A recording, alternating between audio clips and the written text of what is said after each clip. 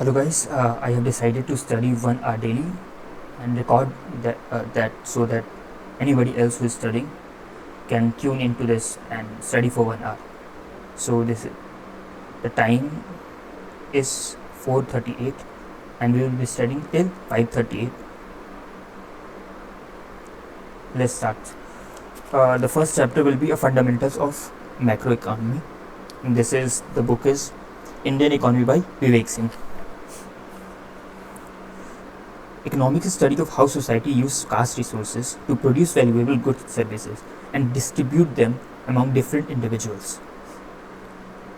You have seen some countries like Latin America, Africa, which are poor, and some countries like Japan, which do not have that many resources, natural resources, still have a high capita income.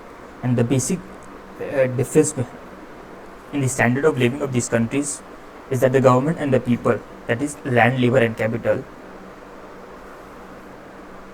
of these rich countries, have effectively exploited limited resources of land, labor for betterment and development of people.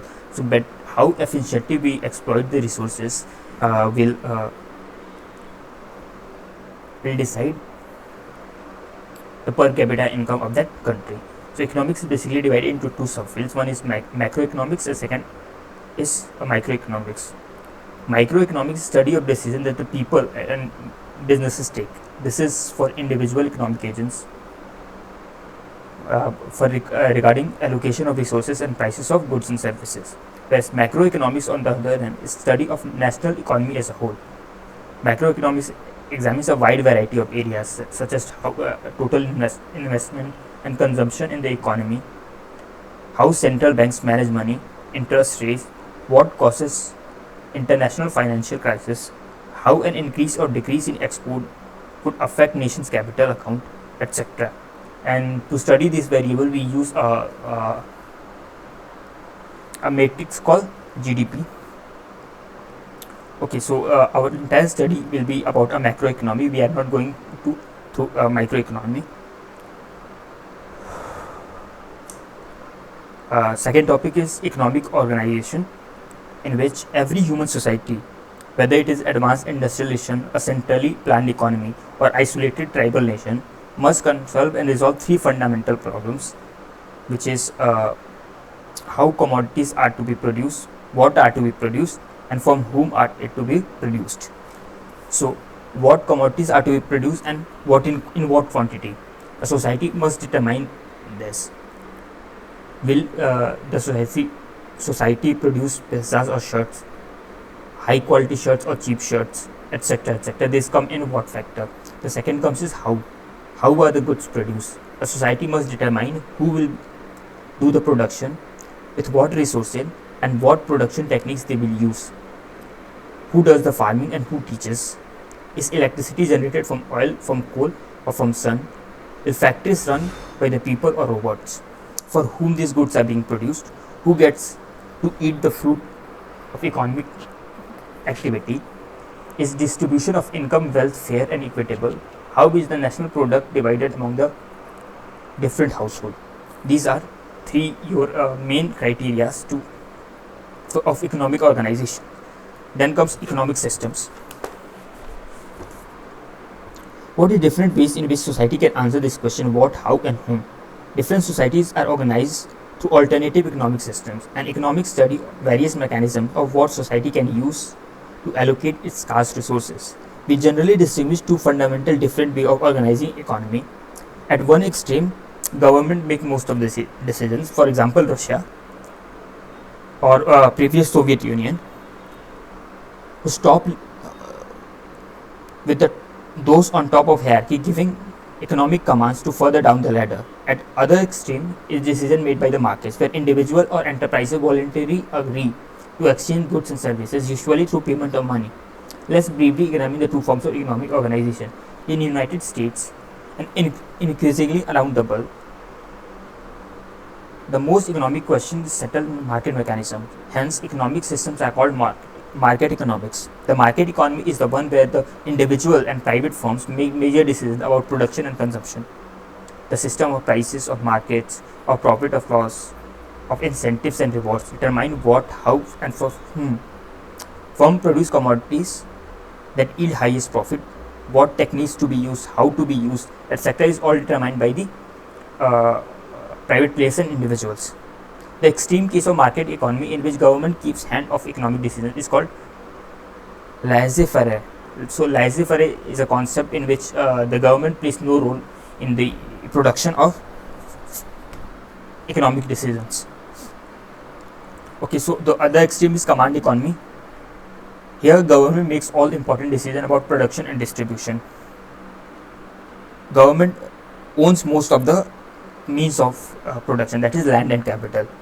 It also owns and direct operation of enterprises of most industries.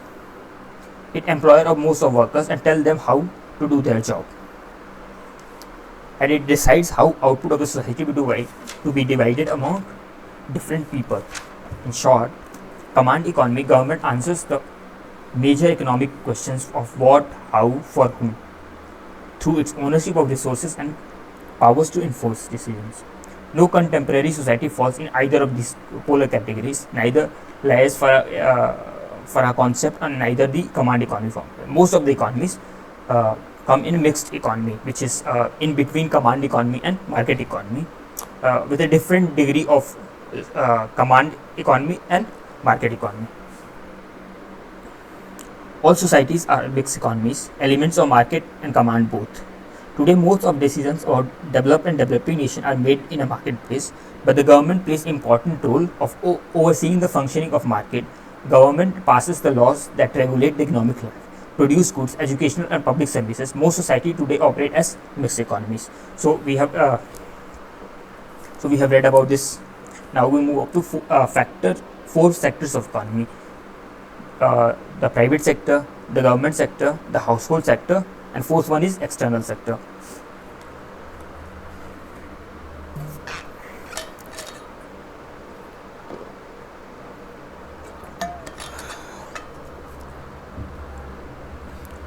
Private sector is all the enterprise owned by private individuals. So all the enterprises that are owned by private individual or group of individuals belonging to private sector. The private sector consists of companies, firms, enterprises which are not owned by the government. So government is absent from the private sector. Second is government sector, which includes public administration, police, defense, framing of laws and enforcing them. For example, Coal India, NTPC, etc. Third is household sector, a group of persons who normally live together and take food from common kitchen constitute a household. So the people living together and taking food from common kitchen is considered to be household. And all human beings, population belonging to household sector. For example, you can take the example of Reliance Industry. Reliance Industry Limited, that is RIL, is owned by Mukesh Ambani, but Mukesh Ambani belongs to a household sector, and this company RIL, which is passive object and whose name all businesses are being carried out, belongs to private sector. Company belongs to private sector, Ambani belongs to household sector. Fourth one is external sector. Export and import of goods and services flowing into the country or out of the country comes under the external sector. So we'll start with understanding what is private sector. All the firm and enterprises owned by the private individuals or entrepreneurs belong to private sector, and their basic function is production of output, that is goods and services. To produce output, any enterprise will require certain inputs. An enterprise may require an input or may require hundreds of input to produce a desired object. All inputs that enterprise may require are broadly divided into four categories. So all the firms and enterprises are owned by private individuals or entrepreneurs belonging to private sector with function. What they want is production of an output, and for production of output they require input, and all input that any enterprise may require is characterized in is divided into four categories. First is entrepreneur, capital, natural resources, labor, and based on this they will create output. So we'll read about each one of them. The inputs that enterprise require, entrepreneur, capital, natural resources and labor, forms four factors of production. Okay, or four inputs of production. You can call anything. The four input enterprise required to produce output, that is goods and services, are called factors of production or inputs of production, which we learned already. First is entrepreneur, a person who takes a risk to start a business. So if you are starting a business, then you are entrepreneur. This person takes the risk of bringing in capital, labor and natural resources together in a form of enterprise, and in return expects a profit from that. So an entrepreneur is a human being belonging to household sector, and he takes the risk of starting new business. He takes the risk of bringing capital, labor, natural resources together and expects a profit from the entrepreneurship. Second is capital. Capital in today's world is physical, financial or intellectual, but from economic point of view, the physical capital goods are considered capital. So capital include building, machinery, equipment. Return for capital is interest. Third is natural resources, which is include land and raw material, which are naturally available and not produced by man-made processes. And the return for the natural resources is called rent.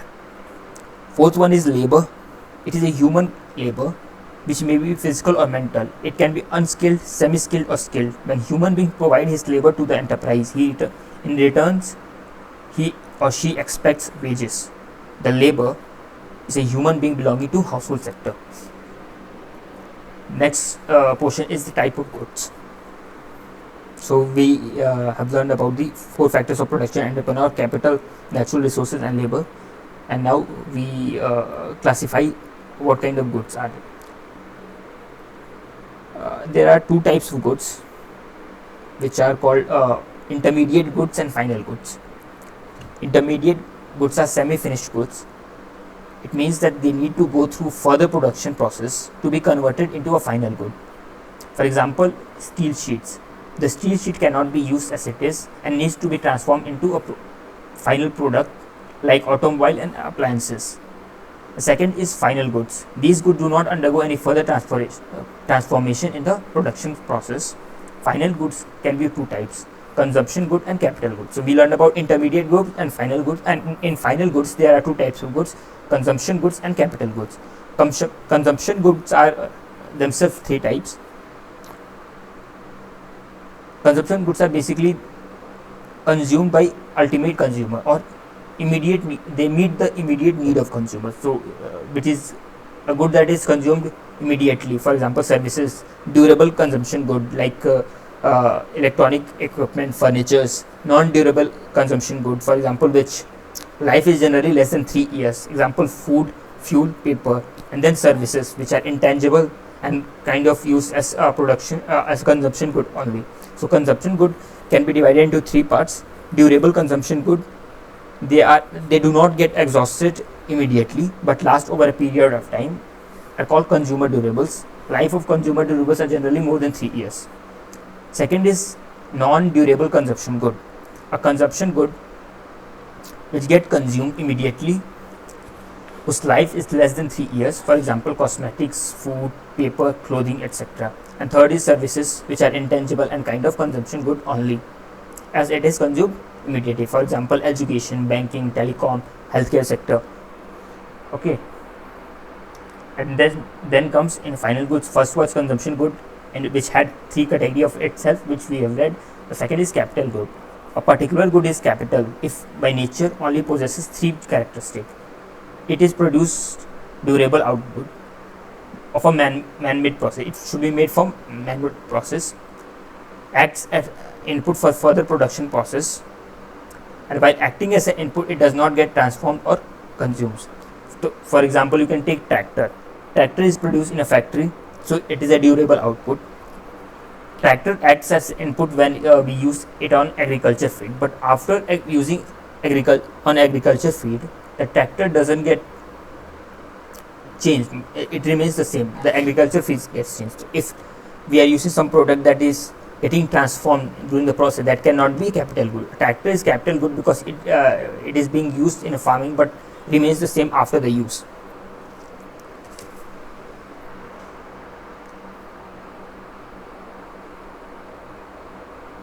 So one thing that is wear and tear, because wear and tear happens long time, that's why they are not added to the capital goods immediately. So in strict sense, economists consider physical goods as capital, but nowadays the capital has meaning of the capital has increased to physical capital, financial capital, and intellectual capital, which is patents and copyrights. Now, consumption and capital good, intermediate and final good, they are also, some products act as both. Okay, for example, consumption and capital good. A particular good can be consumption as well as capital good. For example, washing machine. When you are using washing machine at home, it is consumption good. But suppose you are a businessman and are providing laundry services, then the washing machine acts as a capital good, because washed clothes produce a market and not used for own consumption. Okay, for example, you can use, if you buy a car, then it is consumption good. But when Ola cabs purchase a car and they provide transportation services, then they act as a capital good. Now, intermediate and final goods, some goods can be both intermediate and final. For example, tea leaves. If you use tea leaves in your house, it is a consumption good. But when a tea maker, chawala, uses a tea, then he produces tea from that and sells it, and you are not selling. So for you, tea leaves is final good. For him, tea leaves is intermediate good. So we take a second break, 1 minute.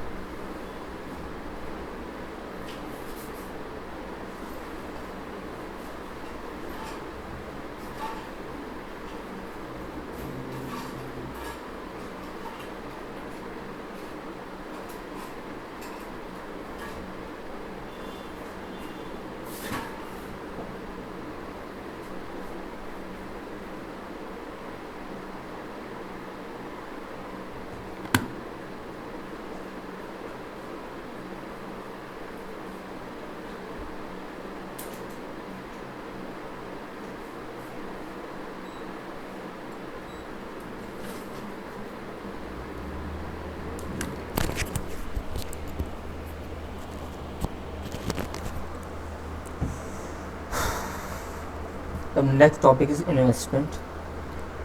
Investment is that part of final output which comprises of physical goods and is called gross investment.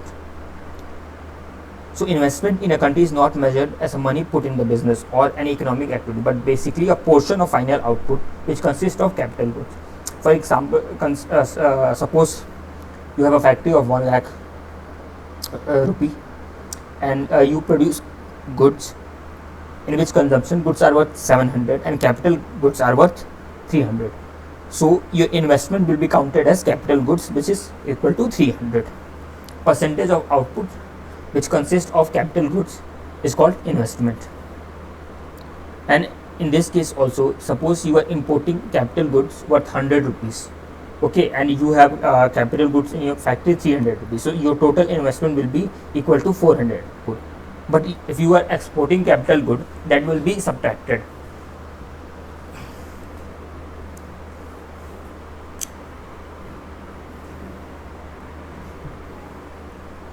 So investment in an economy is also called gross capital formation, and gross capital formation is equal to gross fixed capital formation, which is machinery, equipment, new construction, intellectual property, plus net acquisition of valuable metals like gold, silver, platinum, plus change in stock or inventory. Depreciation is also defined as consumption of physical good. So net investment will be equal to gross investment minus depreciation.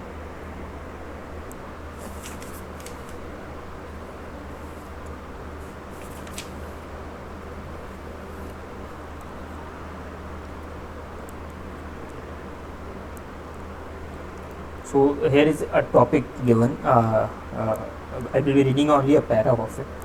When India got its independence, our economy was producing 95% consumption goods and 5% capital goods.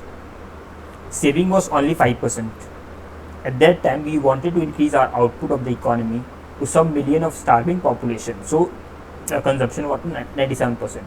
Hence we started saving more. More saving led to increase in production of capital goods in economy, which further increased the production of goods and services.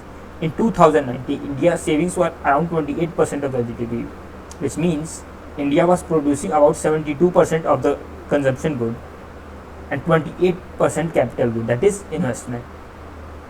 China has 40% of the investment, so we need to increase. But see how we were only 5% capital goods in 1947 has increased to 28% in 2019.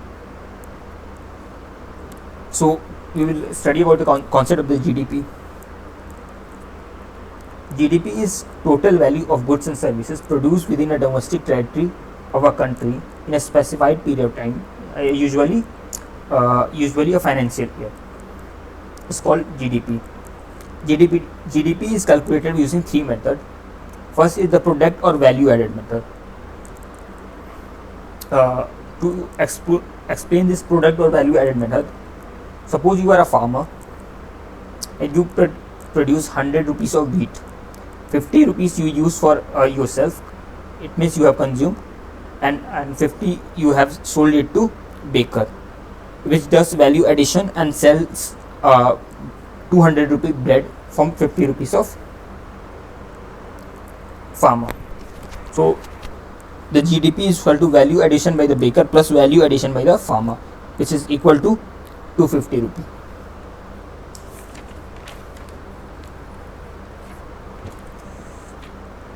So value addition does not depend on whether the farmer is selling the wheat in the market or consuming himself. Value addition basically is the value of price that somebody's work will fetch in the market, and it includes the profit also. Okay, so GDP is called final value of all the goods produced, that is final value of wheat, which is Rs 50 rupees, plus final value of bread, which is Rs 200, so total 250, which is same as calculated using a value added method. Second is expenditure method. Whatever goods and services are produced in an economy are ultimately purchased by four sectors of economy, that is household sector, government sector, private sector and external sector. So if add the expenditure done by these four sectors on the purchase of final goods, services, we will get the GDP of the country. So GDP is defined as C plus I plus G plus X minus M. X minus M is export minus import, plus G is government sector, I is investment, and C is consumption of private and government sector. So GDP will be equal to total consumption plus total investment plus export minus import, which is equal to C plus G plus I plus X minus M.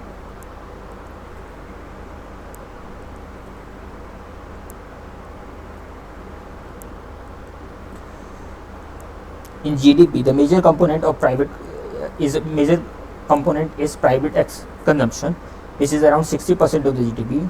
Government consumption is around 11%. So total investment around 29%, and export minus import is around -2, because we import more than we export.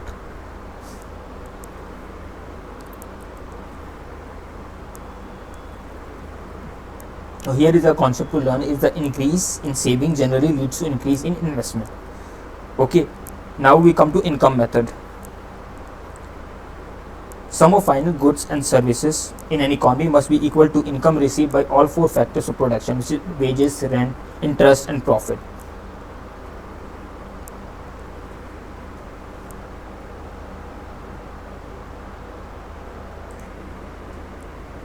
So income method includes the sum of final goods produced in an economy must be equal to the income received by the four factors of production: wages, rent, interest and profit.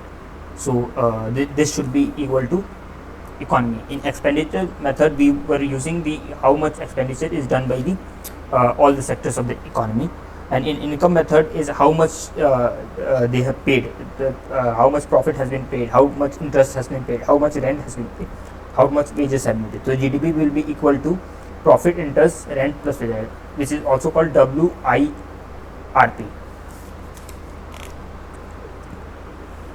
So we have learned about all the three. Now there is a concept of domestic territory which needs to be learned.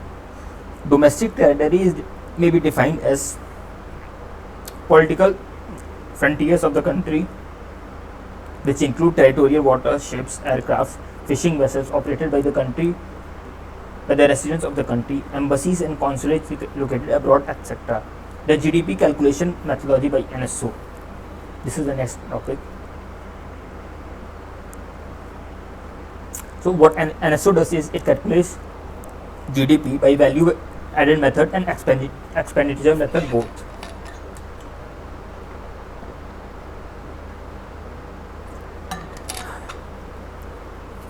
So GDP of India can be defined as SGDP, which is equal to all states' gross domestic product plus output from center specific activities like railway, defense, center highways, plus embassy located in other countries, plus fishing vessels, oil, natural gas rigs, floating platforms operated by the resident of the country in international waters. This is GDP of India.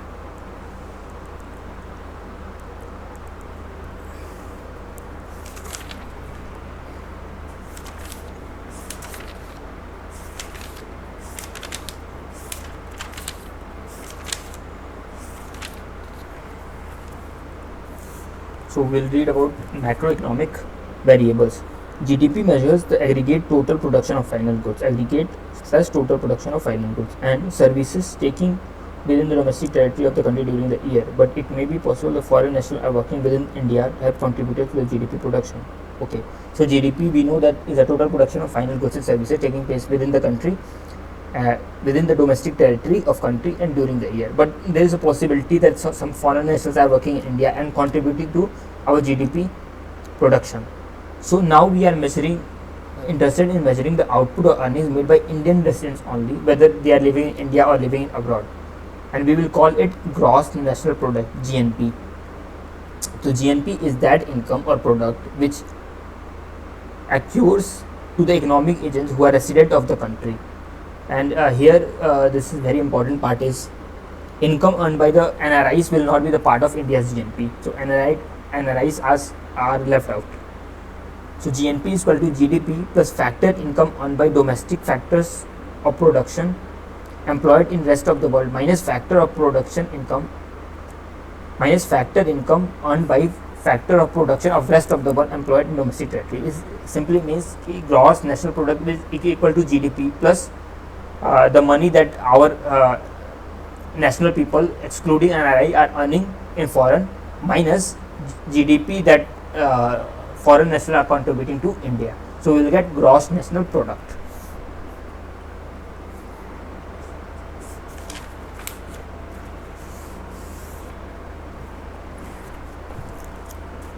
Another concept is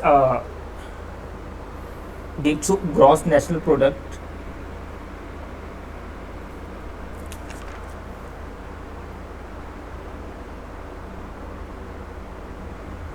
minus depreciation will be equal to net national product at market price, or if we remove the indirect taxes and subsidy from the net national product, we will get net national product at factor cost. A factor cost and market price has few differences, which is equal to factor cost is how much money it is taking to produce the good. Okay, so if for example you made a product which is 100 rupees, when it goes to market, government puts a taxes, and suppose you are selling 110 rupee now because of the taxes. So market price will be equal to factor cost plus your taxes, indirect taxes that the government is using. But sometimes government gives subsidies that should be separated. So market price will be equal to factor cost plus indirect taxes minus subsidies. And since 2015 we are calculating GDP at market price rather than at factor cost. There is another concept called nominal GDP and real GDP. Real GDP measures growth in quantity only. Nominal GDP measures growth in value, which includes quantity and prices.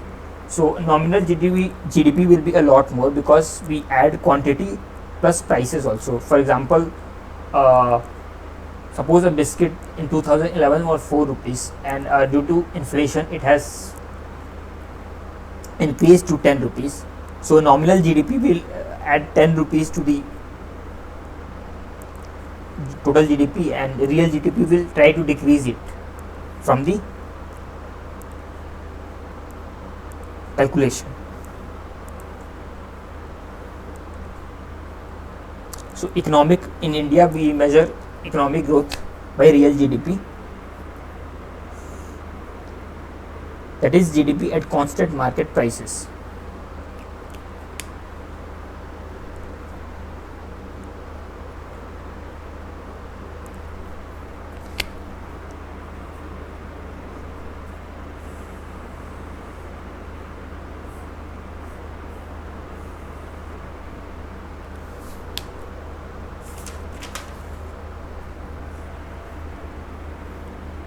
So GDP at market price is equal to GVA, factor cost or basic prices, plus indirect taxes minus subsidies, that we have done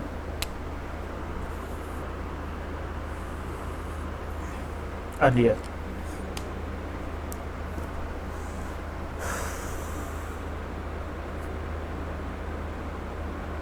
So to calculate GDP at market price, first we calculate GDP at factor cost or basic prices, and then we separate and add government total indirect taxes, including both GST and non-GST tax revenue of central and state government. For example, let's take an example. Suppose there is a farmer who sold wheat of Rs 100 rupees, which then was purchased by ITC, which converted that wheat into flour, Ashirwad Anta, and sold it to 500 to a restaurant. The restaurant converted the flour into chapati and sold the chapati at 1000 to a customer in the restaurant. The customer in total paid 1100 rupees. 1000 rupees plus 10% tax. So if we have to calculate GDP at market price, first we calculate GDP at factor cost or basic price, then add separately the taxes. For example, gross value added by the farmer at agriculture sector is 100 rupees. Gross value added by the ITC industrial sector is 500 minus 100 rupees, which was given by the farmer, which is equal to 400. And then gross value added by the restaurant is 1000 minus 500 is equal to 500. So we'll add them. That will be equal to 500 plus 400 plus 100 is equal to 1000 rupees, and then indirect taxes minus subsidy, that is equal to 1100. We get the GDP at market price. So there's a slight difference between GVA at basic prices and GVA at factor cost. So GVA at basic prices is equal to GVA at factor cost plus production taxes minus production subsidies. Remember, it should be production taxes and production subsidies. That, for example, GVA at factor cost is whatever it is taking. For example, suppose you are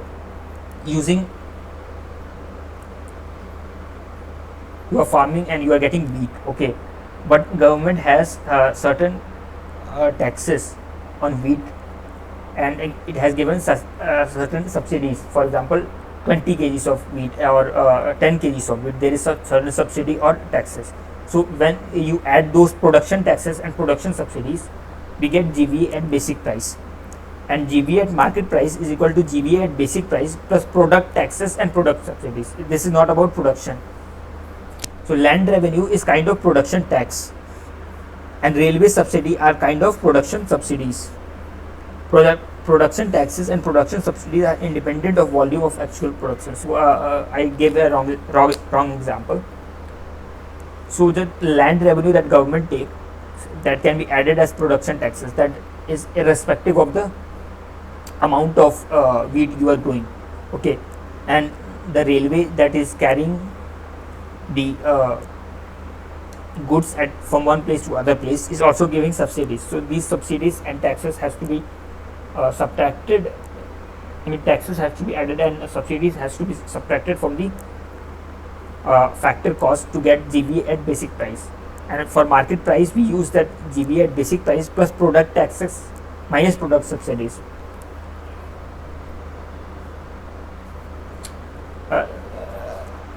Why we are using, sometimes we use GVA at basic price is equal to GVA at factor cost, because production subsidies and production taxes in India are negligible. So GBA at basic prices can be written as GBA as factor prices.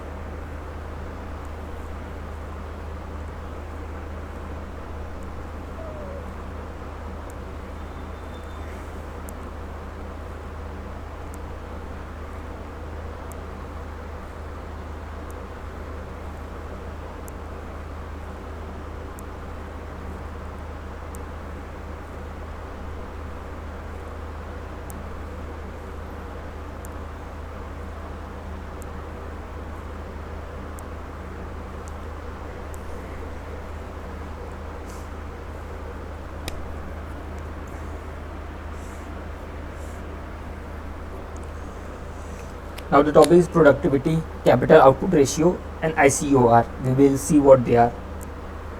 First, let us develop general concept of average productivity and marginal productivity. Suppose you have 1 acre land in which 5 laborers are working and 2 tons of total production is being done. So if 1 acre of land produces 2 tons of food grains, then productivity of land is output divided by input. So 2 ton divided by 1 acre, that is equal to productivity of the land is 2 acres, 2 tons per acre. Productivity of labor is output upon input labor. So 2 ton of output requires 5 labors. So 0.4 ton per labor is productivity of labor. So above two are basically average productivity. If by adding 1 extra labor, production increases by 0.2%, then marginal productivity of the labor is equal to 0.2 ton per labor.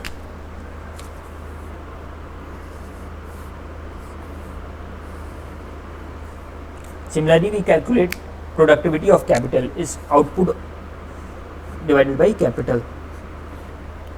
Higher the productivity of capital, it is good for economy. So productivity of capital is basically how much money you are spending to generate more and more output. That is called productivity. Inverse of productivity of capital is capital by output ratio. Okay, capital output ratio is the ratio of capital to output. It measures how much capital is required per unit of output. So if capital is required per unit of output, then the capital is less efficient if high capital is required. Hence, it also measures average efficiency of the capital. So capital output ratio is equal to capital upon output. We measured capital output ratio because we are not interested in measuring the productivity of capital. Rather, we want to know how much average capital is required to produce 1 unit of output or GDP. Our target variable output or GDP, we are always interested in knowing that if we have to produce 1 unit of output, then how much capital will be required. So we are more interested in knowing that how much new additional capital will be required to increase how much new additional capital will be required to increase the output by 1 more unit. This is because whenever the new government comes, it tries to attract new investments. Hence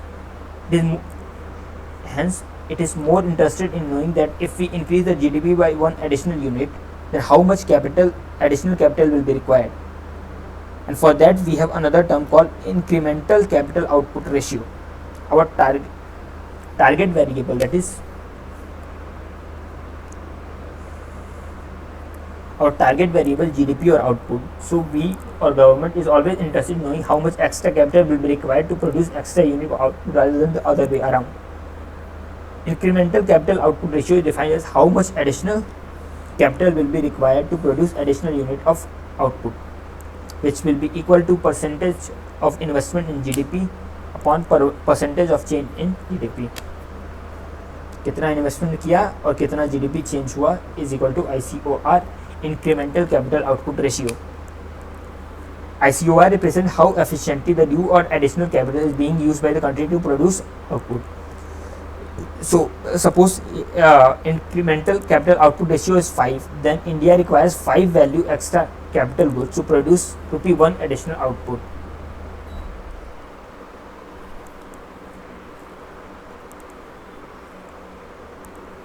So for above, if ICOR is 5 and we want to economic growth of 8%, then we will have to have 40% investment. Because but if somehow we are able to reduce ICOR to 4, by making ourselves more efficient, then we can achieve 8% economic growth with just 32% investment. The incremental capital output ratio is catch all expression. It depends upon multiple number of factors as governance, quality of labor, which again depends on the education and skill development level, and technology, etc.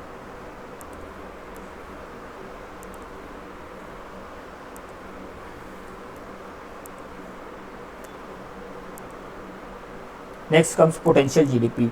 Potential GDP is the real value of goods and services that can be produced when the country factors of production are fully employed. Potential GDP is different from the real GDP. Potential GDP is basically the real value of goods and services that can be produced. It is a hypothetical concept when a country's factors of production are fully employed. Okay, it is maximum sustainable level of the output that the economy can produce. When economy is operating at its potential, there are high level of utilization of labor force and capital stock. Potential output is determined by economy productive capacity, which depends upon input variables, which is capital, land, and labor. The country's technological efficiency is also required. Potential GDP tends to grow slowly because the input,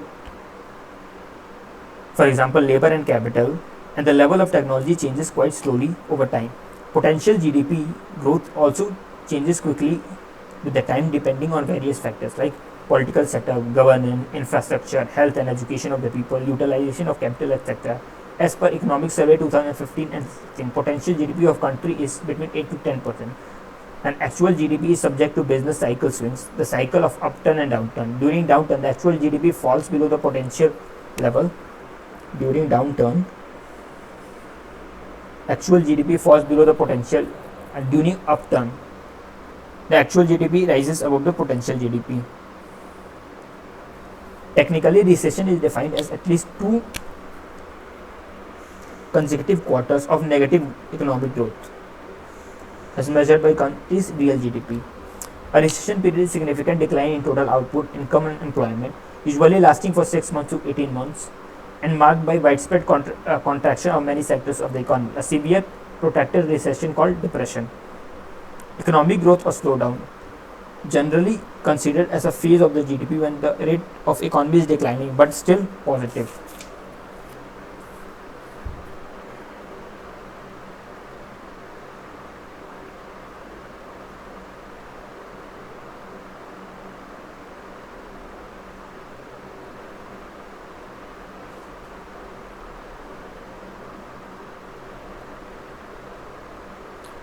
So slowdown is very different from your recession. In recession, we require a negative growth for 2 quarters. In slowdown is basically the rate of growth. For example, let's say in 2012 the growth rate was 8%. 2014 it decreased to 1.6%, and in 2015 it decreased to 1%. So actually the economy is growing, but the rate of the growth has slowed down. That is called economic slowdown, and recession is negative growth, less than the previous year. India has faced recession 5 times only. In 1957-58, minus 1.2%, that was due to drought. 1965-66, minus 3.6%, which was drought and war. 72-73 also oil crisis, war. 79-80, minus 5%, which is equal to drought, political instability, and then 2021 minus 6.6. This has been higher. That was due to COVID-19. So we'll end our class here only, because I'm tired of speaking too much, and we'll try to complete 1 hour daily of recording while talking. So basically it's easier to read. I would have read this much in half of time, but speaking takes more time. Thank you so much. Thank you for tuning in. Let's study together. Bye bye.